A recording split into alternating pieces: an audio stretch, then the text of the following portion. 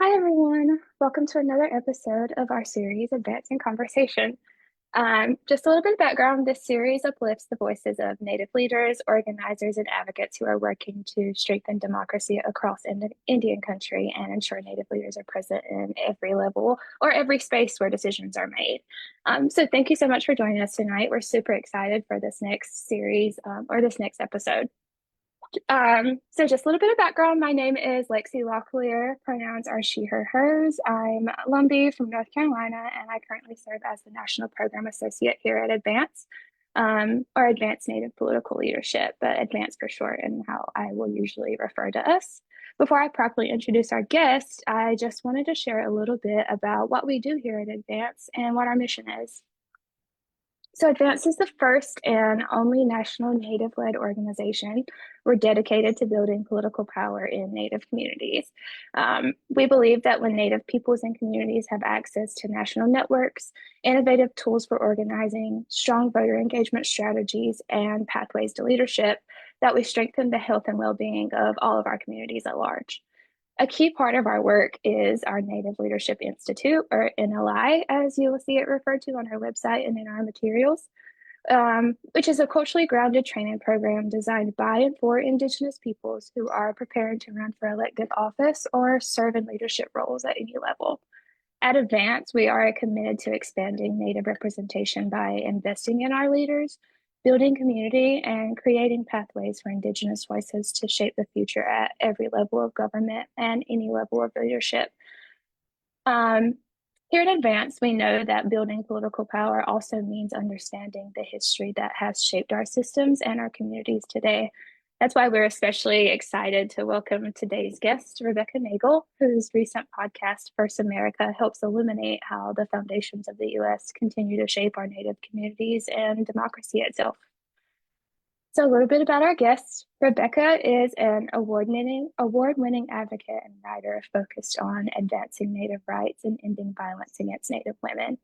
Nagle is a citizen of Cherokee Nation and a two-spirit queer woman. She's the host of the podcast This Land, focused on treaty rights and tribal sovereignty in Oklahoma. Her writing about Native representation and rights and tribal sovereignty has been featured in Washington Post, US Today, Teen Vogue, and Huffington Post, and more. In 2016, Nagle was named one of the National Center American Indian Enterprise Development Native American 40 Under 40 for her work to support survivors and advocate for policy change to address the crisis of violence against Native women. She currently lives in rural Oklahoma, where she works for her tribe on language revitalization. Rebecca, thank you so much for joining us. It's wonderful to have you with us tonight for this conversation. Thank you so much for having me. I'm really excited to be talking to you. And yeah, just so excited for the opportunity to be in conversation. Yeah, I have been listening to your podcast since it's released, and I'm just so excited to be able to dive a little bit more into the content with you. I've learned so much just from the 5 episodes that I've listened to, so I'm excited for folks to get to learn a little bit more about um, your thoughts behind the creation of First America itself. So, diving in a little bit, you've spent your career uncovering the stories that have been left out of the American narrative. And now, through your latest podcast, First America, you're inviting people to rethink what we've been told about the very origins of the US. For those joining us today who may not be familiar with your work, can you tell us just a little bit about yourself and what brought you to this work? Yeah, that's a great question. So I guess by way of introduction, Gohin Daudon, Jaleka Gaila, Talek Janelle, Joplin, Missouri, Awatasadola, Michael, Sarah, Digagi Gailage, Agilis, Jagesa E, Francis Polson, Dudon, Juhatladi Tlaiko Utasa. My name is Rebecca Nagle. I'm a citizen of Cherokee Nation. I grew up in Joplin, Missouri, and I live now currently in Tahlequah, Oklahoma. And my grandma, Frances Polson, is from an area north of Jay, Oklahoma, often called Honey Creek. And so that's the Cherokee side of my family. Yeah, and I am a journalist. So I've hosted a couple different podcasts. One was called This Land, and it examined Supreme Court cases. One that was about tribal rights and sovereignty and treaty rights here in eastern Oklahoma, and another case that was an attack on the Indian Child Welfare Act. I've written a book called By the Fire We Carry, and I host a podcast that's out right now. The last episode actually comes out on Monday, called First America, that is really trying to put Native people back into the story of the United States with kind of the belief that actually when we do that, that's how we get to the truth. Without Native people, we actually really don't understand how this country started and how it was formed. And so um that's my work. And I would say, I guess personally, I mean, I think for me as a Native person, I spent my young adult years, like basically my 20s, living on the East Coast. And sometimes that could be a really isolating experience. There was a great urban Indian community where I lived, but a lot of the people that I interacted with were not Native and didn't have a lot of references, like didn't even know what like boarding schools were. And I think I felt often frustrated by the lack of representation of Native people in the media. And it's kind of, I mean, I think as Native people, we know this, like it's everything. It's movies, it's TVs, it's books, it's history. We're kind of just constantly left out. And I think my own personal frustration with that erasure is one of the big things that motivates me when I come to this work, is wanting to counteract that and create public narratives where Native people are included and where Native people are centered. Thank you so much for sharing that.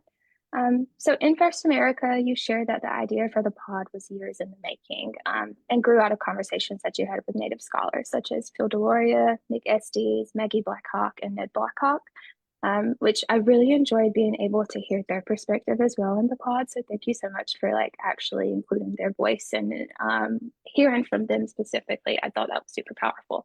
Um, you also talk about recognizing the striking parallels between past experiences that have happened while you're doing this research and then things that are happening in our present world today.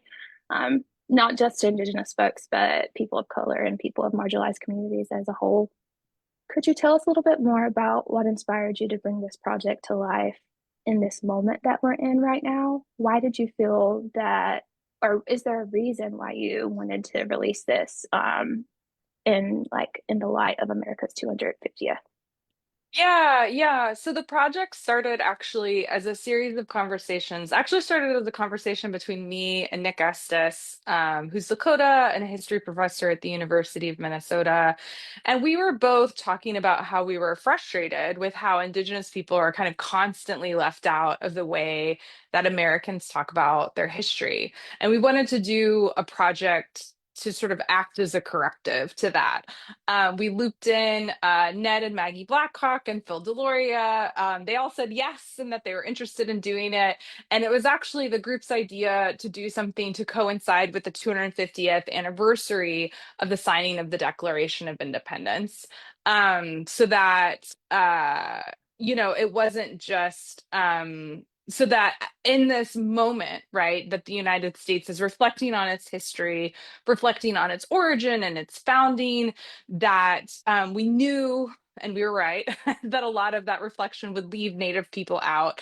And so we wanted to kind of to coincide with that and to put this corrective out there that would tell the true origin story of the United States. And so when I started this project, I thought I was just making a history podcast, right? I interviewed historians, the folks that we've mentioned and a few other folks. I visited historic sites, I read books, I traveled across the country, and I really thought that's what I was doing. I was making a history podcast. And then this thing kept happening where I would be in a place learning about America's past. And the same thing would happen right in the present moment, right in the current moment. And one of those times, if I can tell a story, I was with Nick and we were at a historic fort in Minneapolis called Fort Snelling. And in the 1860s, this fort was used as a concentration camp during the Dakota Wars. And so Dakota families were kept there. Many people died. It was just a place of atrocities. And it was part of a broader campaign to push all Dakota people out of the state of Minnesota. And that campaign also included things like death marches, mass executions, open air prisons, massacres. It was extremely violent. And so Nick and I are at this place, and he's telling me about this history. And that same day, he got a call from his wife saying, "Hey, have you seen the news? Have you seen the news?" And this was during the ICE surge in Minneapolis. And ICE had just shot and killed Renee Good. So we were at this fort the day that ICE killed Renee Good. And the next day, I actually went back to the Fort Snelling campus, but that time it wasn't for a history lesson or to visit the historic fort. It was actually for a protest because where ICE is headquartered in Minneapolis is on the Fort Snelling campus. Like it's in the same area, and it's right there because it's still federal land, and it's federal land because it was once a military reservation. And so, what I found in Minneapolis was not only is our country doing the same thing in the same place, but the reason why it can do that thing in that place actually goes back to the history of what our country did to Native nations. And so, I think we're in this moment where a lot of people feel like we're going through something that is new or unprecedented or un-American. In our current political crisis. And I think what I learned through this reporting is that so much of what we're seeing today are things that actually our government has done before. It's just part of that history that as a country we've never reckoned with and we hardly ever talk about.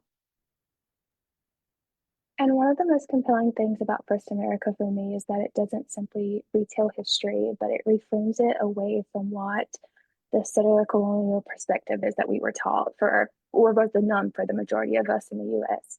Your series explains how the founders' relationships with Indigenous nations were central and most important to the creation of the US, and that those decisions continue to shape our democracy today and like modern issues that we see coming up for everyone.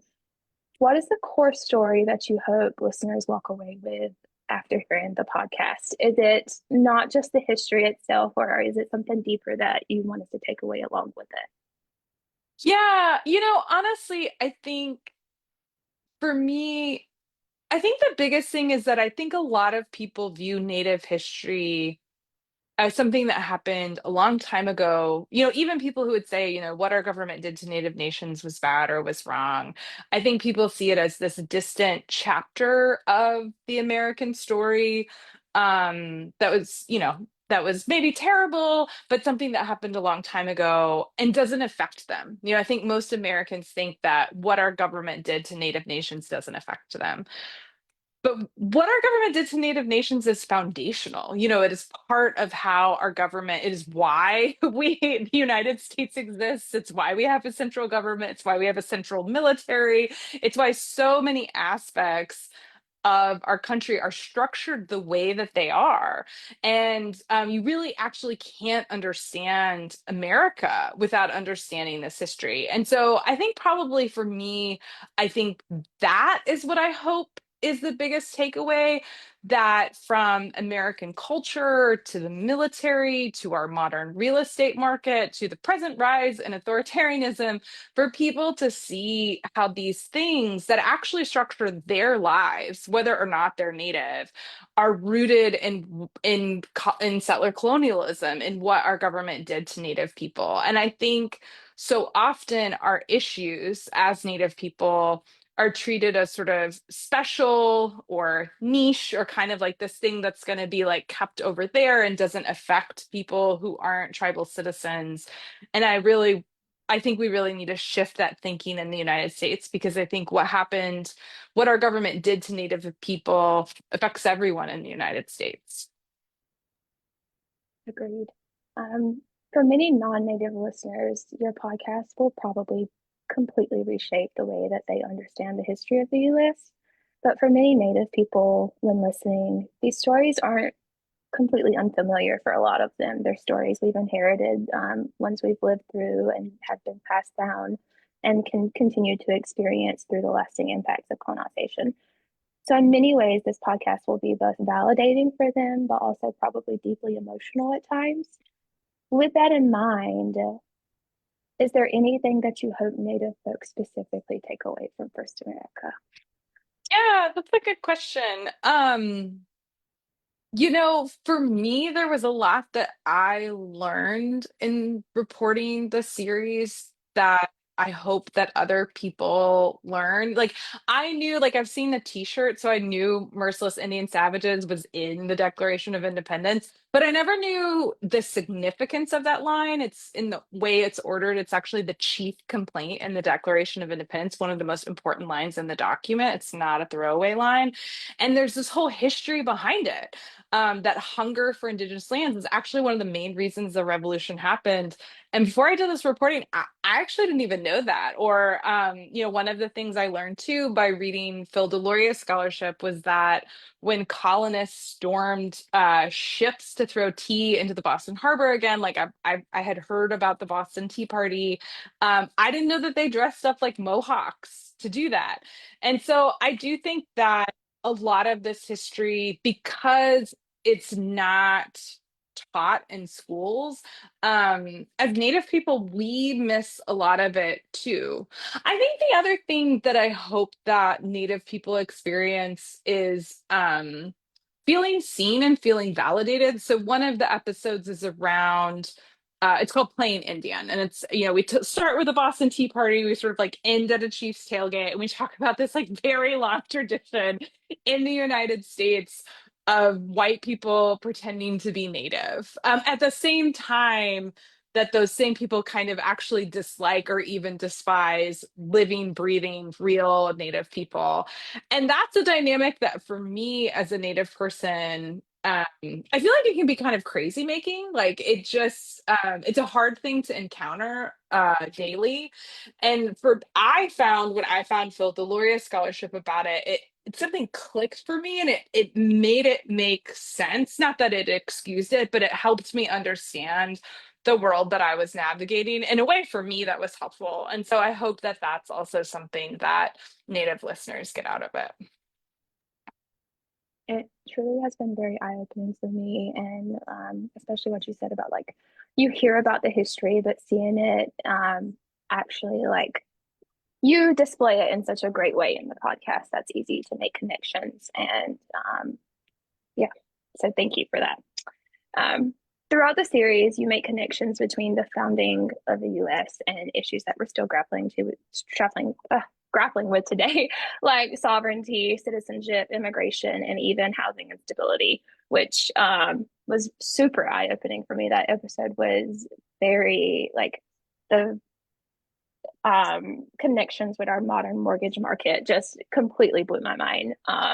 But why do you think it is so important for people to understand and recognize those connections, especially right now? Yeah, absolutely. Well, to talk about that, so it's episode 5, our most recent episode. And this goes back to the scholarship of a legal scholar named Sue Park. And what she found is that the practice of foreclosure actually kind of starts in North America. So in England, it kind of existed, but it wasn't really a thing. It was really hard, even if someone had an unpaid debt, to kick them out of their house and kick them off their land for forever. And that system changed when settlers got to North America.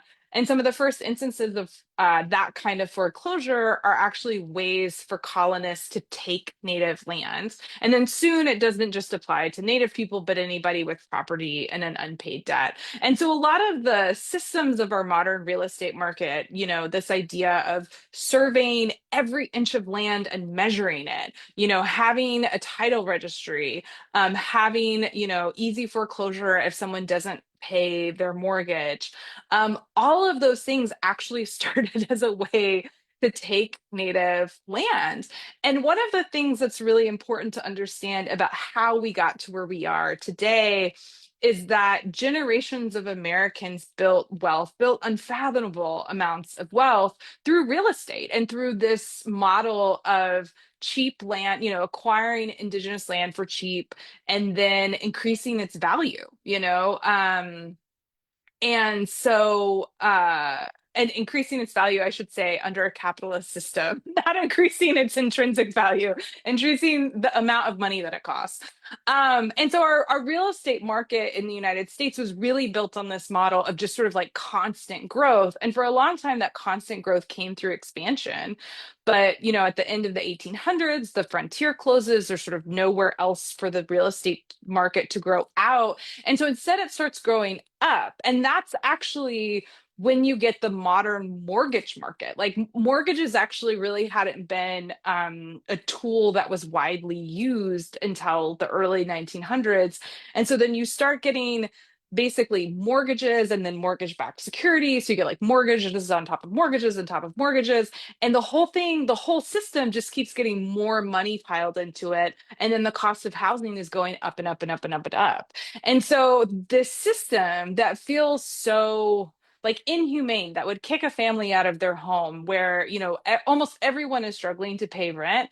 That system was designed to be inhumane. Like that system was built on theft. And so it's not surprising that we got where we are. And it's like that with so many aspects of American culture.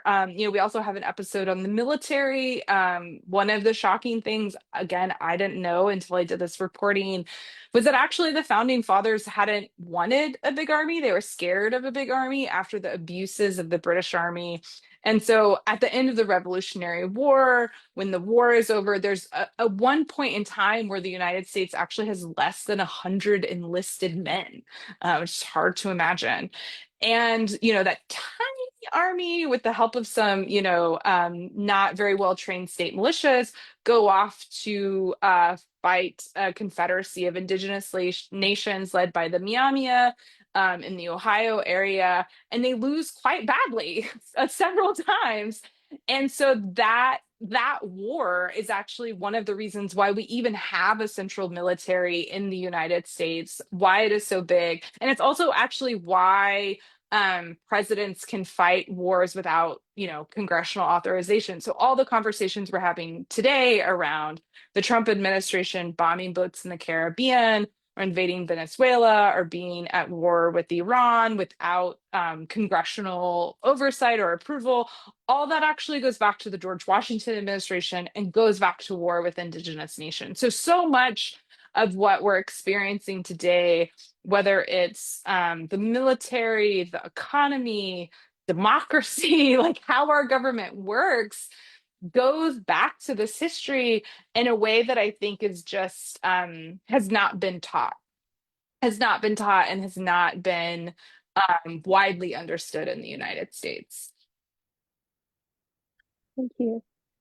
Here at Advance, we are increasingly cultivating spaces of imagination and bold visioning. We want folks to be able to dream big and dream without obstacles and without restrictions. We believe that we need an affirmative vision of the future that we're fighting for collectively.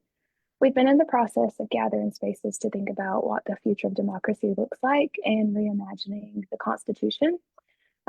Reflecting a bit on everything you've learned in your reporting for First America, what do you think a constitution designed for true democracy would look like? Um, what would we need to fundamentally change, I guess, in our current constitution to reach that if we could? Yeah. So one of the fascinating things I learned while doing this reporting is that a lot of the relationship between the tribes and the United States, there's a lot of that structure that's not in the Constitution. So there's a lot that is, like, we've got the treaty clause, we've got the commerce clause. So we're not absent. We're actually one of the only groups that's mentioned by name in the Constitution.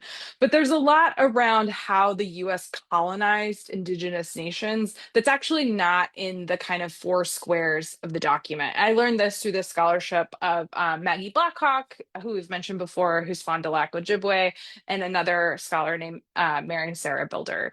And what's fascinating too is, like, at the time that the Constitution was written, there was just this idea that a very racist idea that European nations, that, quote unquote civilized nations, kind of just had the right to colonize other groups of people. There were some limits around that, and this idea of like just wars. But the founders felt like because they were a civilized nation, they had the right to be an empire, to colonize other people.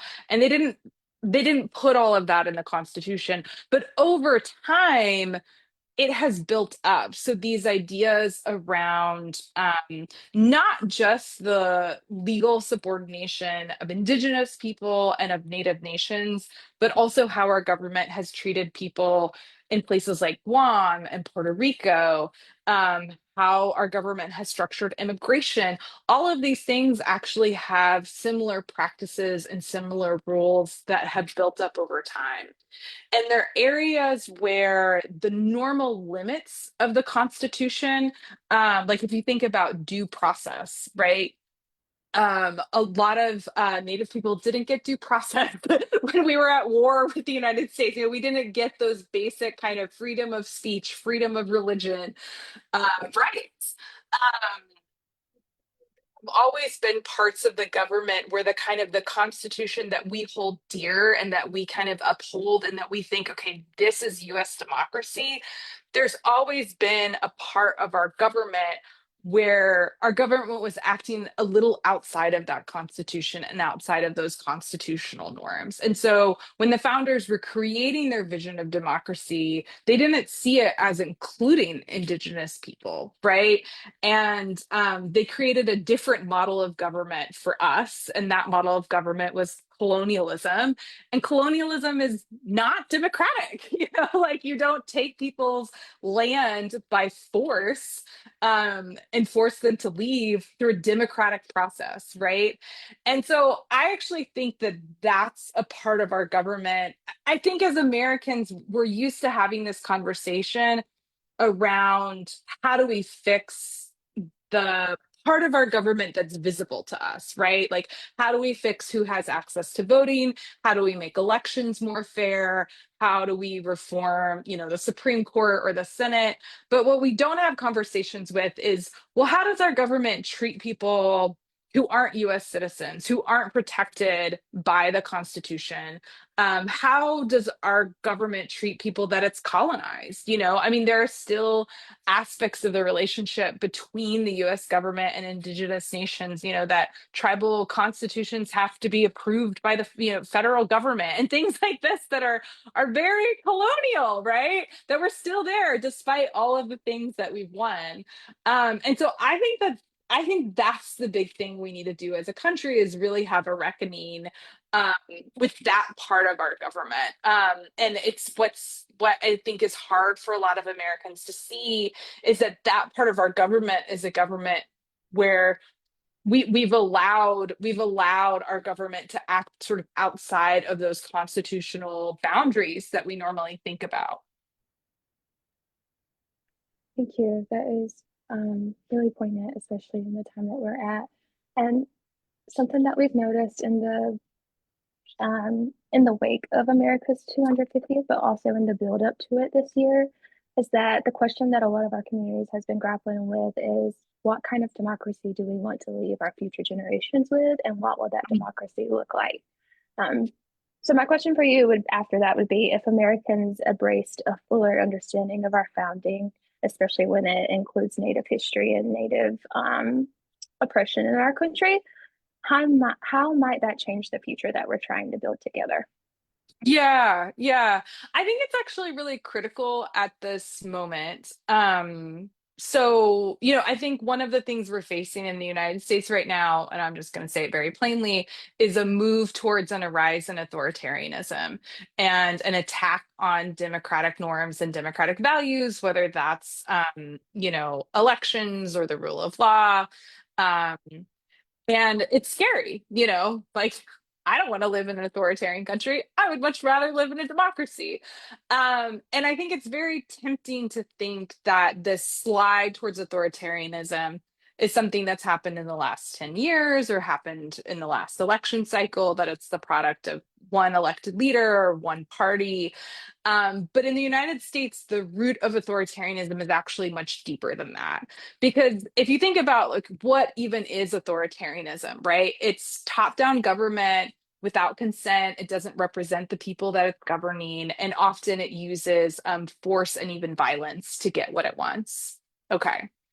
How did the United States govern indigenous nations? Right? You know, at different times in history, the US government has told us where we could live, what kind of food we could eat, what we would farm, how we could raise our children, if we could even keep our children or even have children. Um, and all against our will. Like that's authoritarianism, right? And the US government has done similar things to people in other places that it's colonized, like Guam and Puerto Rico. You know, we hold dear the idea of freedom of speech in the United States.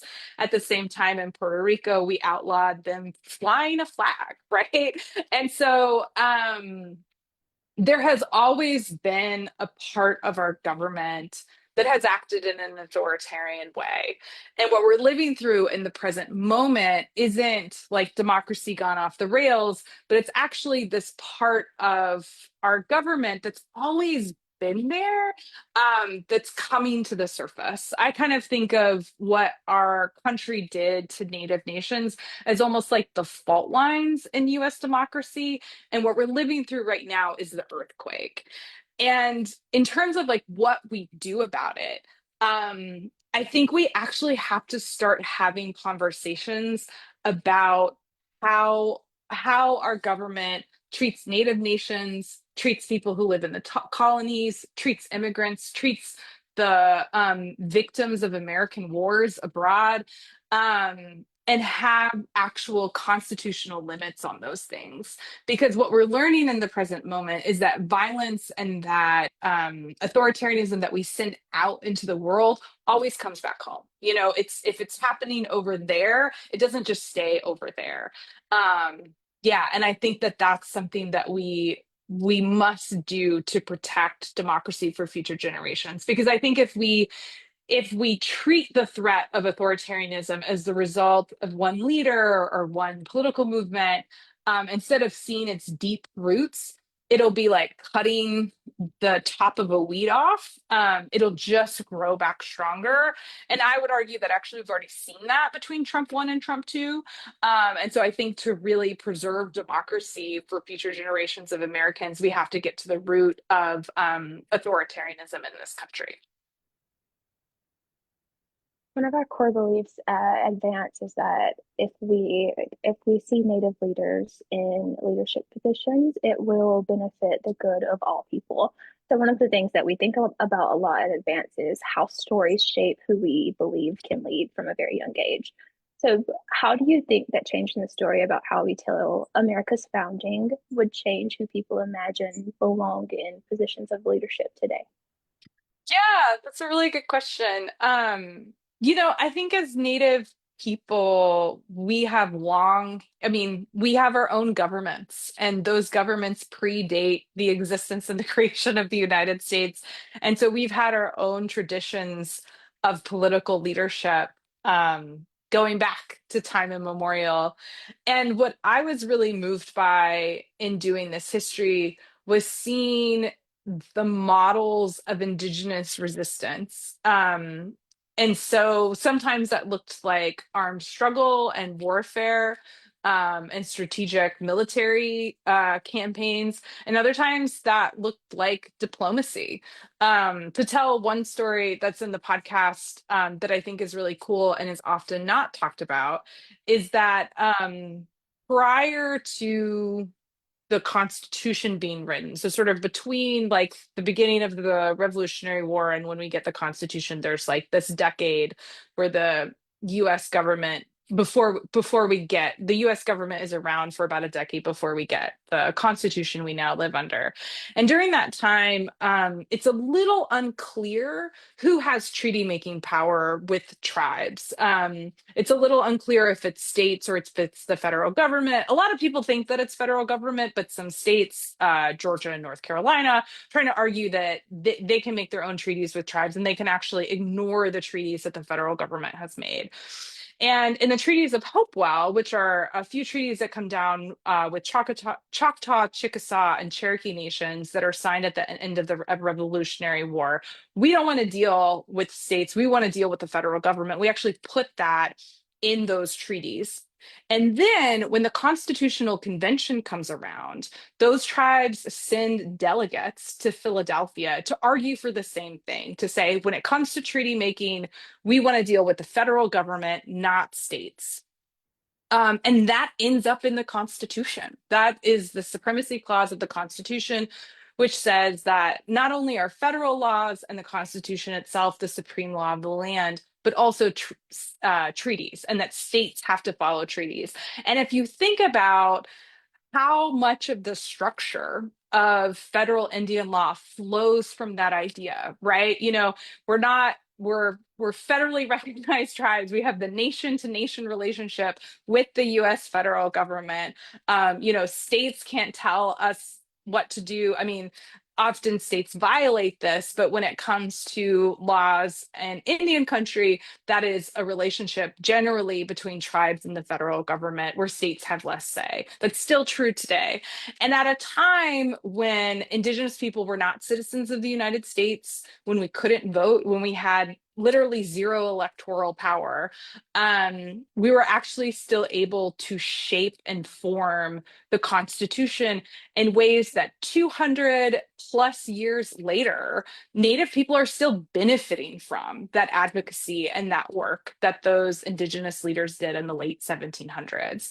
And so, yeah, I think that there's a lot in our history that we that because we don't I mean, and it's kind of wild when you think about it. Like at the founding, white people are living in this strip of land hugging the East Coast, and Indigenous people control the continent. It's not like and we're not on the margins of the colonists' lives. It's not like we're an afterthought to the founding fathers. We are central to how they're thinking about their government, how they're thinking about the future. We have to be. We are so powerful at that time.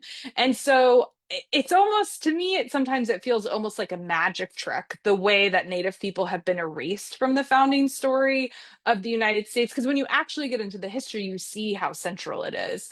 But I think one of the things that we lose as Native people in that erasure is how powerful and impactful our ancestors were. And I feel like those are really important stories. Thank you so much. While you were talking and thinking about our next question, it reminded me of a book I just finished recently, and it's based on this Ojibwe band, like on the northern border with Canada, and it's apocalyptic. And in it, he is talking to an elder, and he's like, I like they're facing the apocalypse, and he's talking to an elder, and he's like, I don't understand, or I just can't figure out how we're going to keep surviving and how we're going to keep going. And the elder is like, oh, this is like, we have faced so many apocalypses before. This is just another thing for us, and like the resiliency that our people show. So that's just in my mind, this whole conversation that we're having.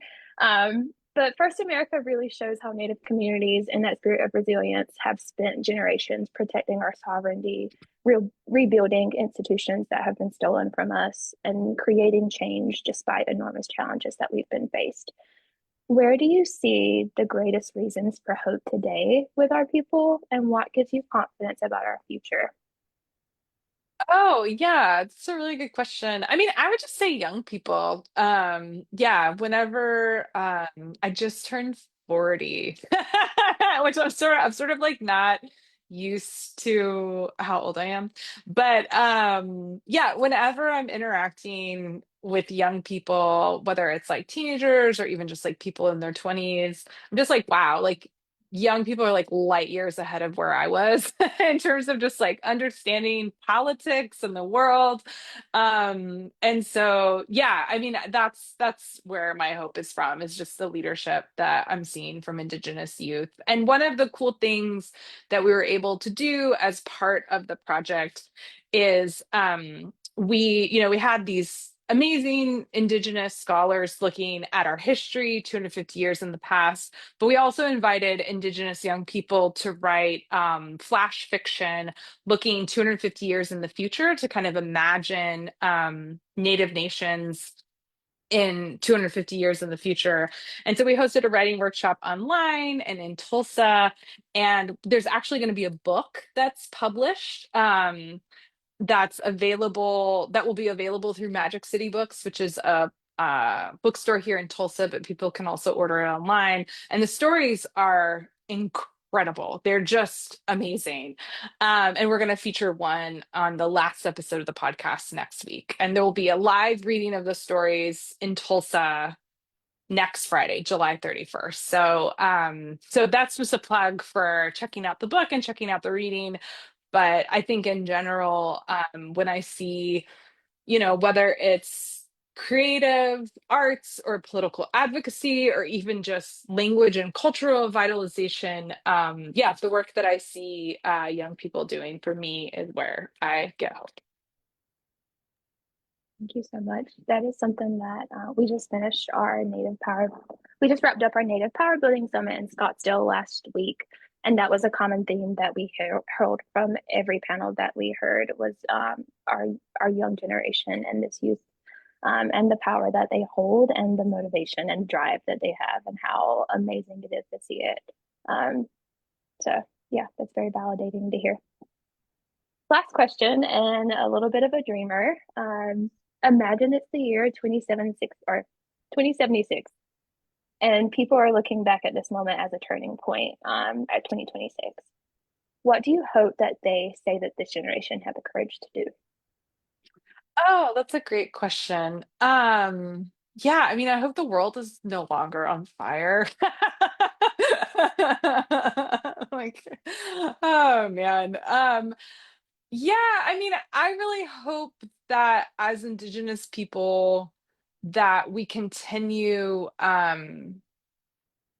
building, whether it's our languages, our land, our foodways. I feel like we're in a generation where a lot of people are um, not just preserving, but really going back to those values and going back to those life ways.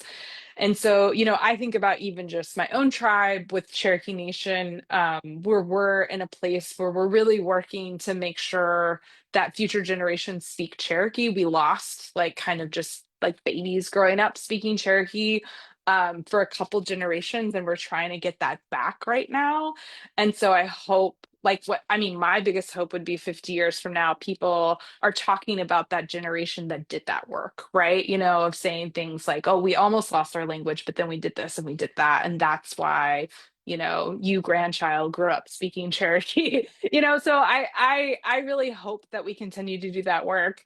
And then for the world, God, I mean, I think that we have to, I think we just are on we're on a trajectory that I actually believe like was started by colonialism, of just sort of unbridled greed and unbridled capitalism, and sort of this inhumane way of structuring society that doesn't prioritize humans or the planet or the future in any kind of way. And I think it's growing to a fever pitch where it's literally unsustainable.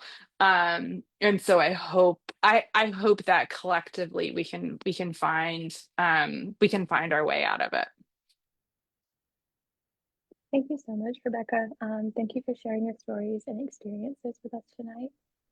Especially thank you for your reporting and for First America. I think every day just shows us more and more how evident it is that how important your work is and how important this reporting is for our current generation, but also future generations and the democracy that we want to build for them.